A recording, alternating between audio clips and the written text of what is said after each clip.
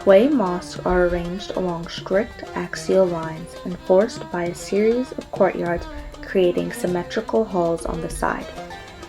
There are archways resembling pailu, Chinese ceremonial archways, screen walls, brick multi-story gates, and they are polychromatic. Following Chinese roof architectural styles, Hui Mosques place tall pavilions atop roofs, and the undersides of eaves use decorations commonly found on traditional Chinese architecture. The first recorded mosque in China is Huaishengsi in Guangzhou, said to have been founded by Muhammad's uncle in 627, and was rebuilt in 1350, then restored in 1695 and 1935. From the street, one cannot see anything except the minaret, towering over the rest of the building, since the gates act as a screen for the complex. Commonly seen in other Hui mosques like the Hui Mosque in Beijing. When you enter, the buildings look like traditional Chinese buildings with Chinese-style Arabic words carved onto the wood and brick.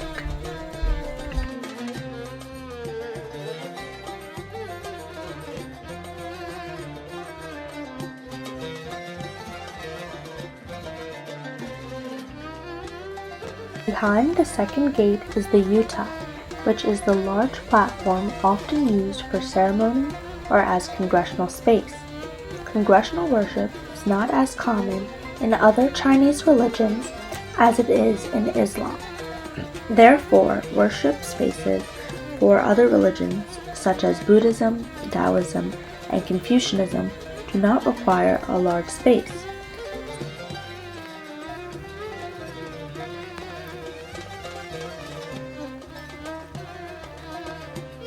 Some mosques employ dome ceilings over the main prayer space, while others do not. The decoration of mosques are very different depending on the region, but all mosque decorations are aniconic, so pictures painted on wood or carved into stone depict nature scenes and Arabic writing, never human or animal figures.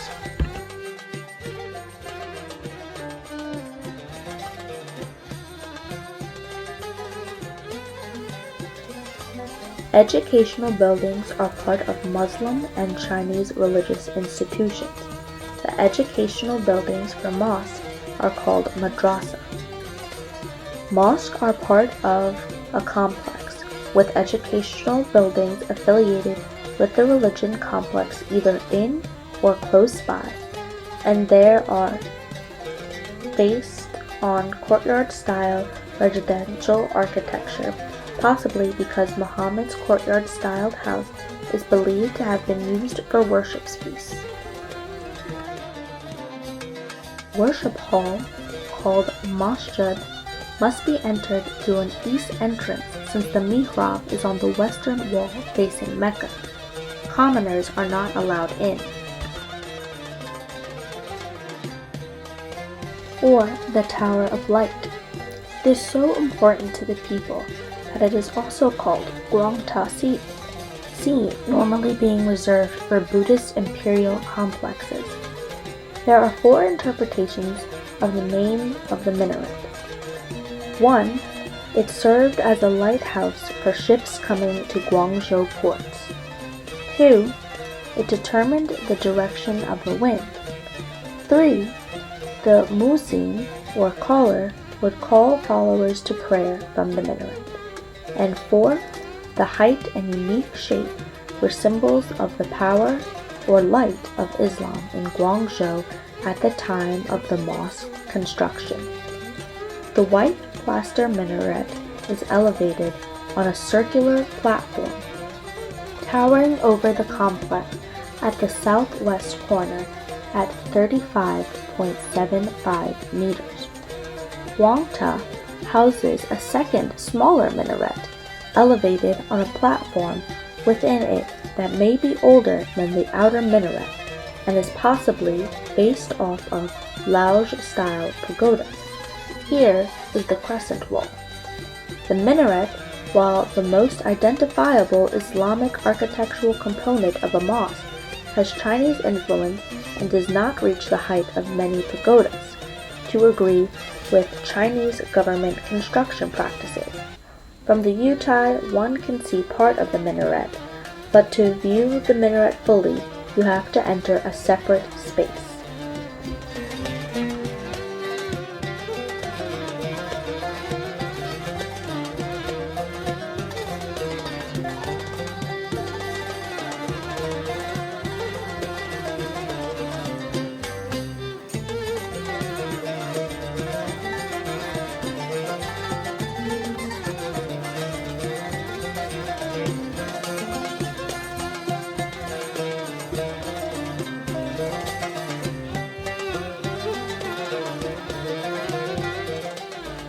The mosque overall is oriented southward, and the T-shaped plan is defined by a gate at the beginning and the end, much like the plan of the Forbidden City.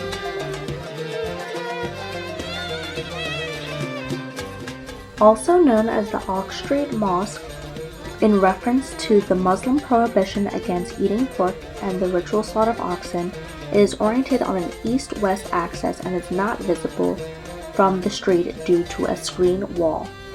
Were the Ox Street Mosque entered from the south, its plan with two main courtyards and east-west orientation would be typical. The mosque was built in the Yuan capital Daodu, which is present-day Beijing, by Nas Yuluding, who came with his father to teach Islam and ended up receiving a title and permission to build the mosque. It was built in the Song dynasty, with many reconstructions being made during the Ming and Qing dynasties. Behind the screen wall and archway, there is some debate on whether the pavilion structure is the mosque minaret. Butler believes it is a small pagoda-like structure that serves as the minaret.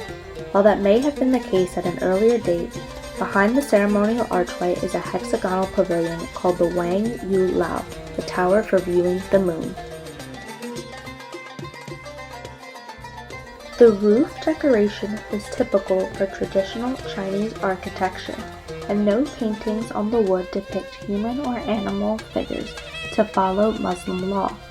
There are also geometric shapes painted alongside the flowers and carved in the windows. The interior of the complex is the most important to the mosque. Lighting and rain are a main concern for mosque builders, so they cover the components of the main compound in a progression from low to high, sheltering worshippers from rain and allowing light to enter the main courtyard.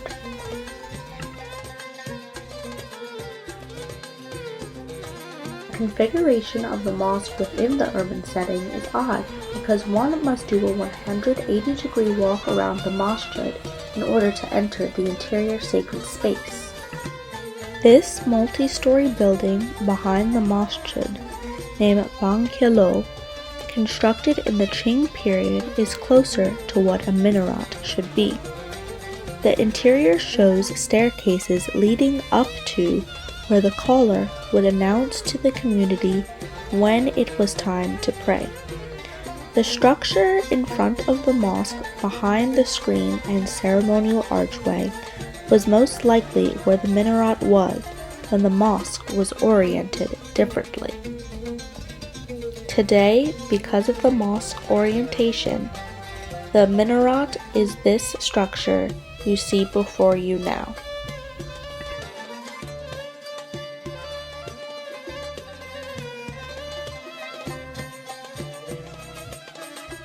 Due to recent construction, a makeshift prayer space was needed.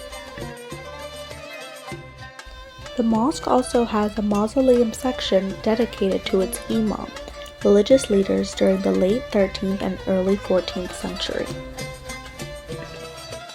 Overall, Hui Mosques do an excellent job of blending traditional Chinese architecture with Islamic architecture.